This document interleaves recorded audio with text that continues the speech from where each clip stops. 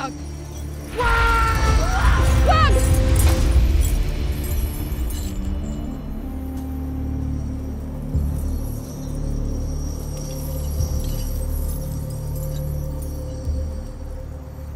Dea! Anong kahangalan nito, Dea?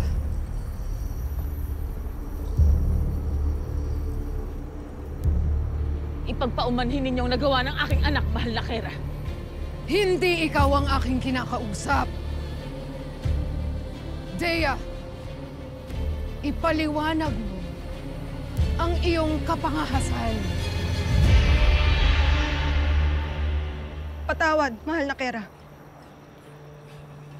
Ngunit sa aking palagay, ay mas makabubuti kung hindi niyo papaslangin si Flamara. Sapagkat hanggat naririto siya, ay tiyak na babalik ang sangreng ipinahahanap ninyo.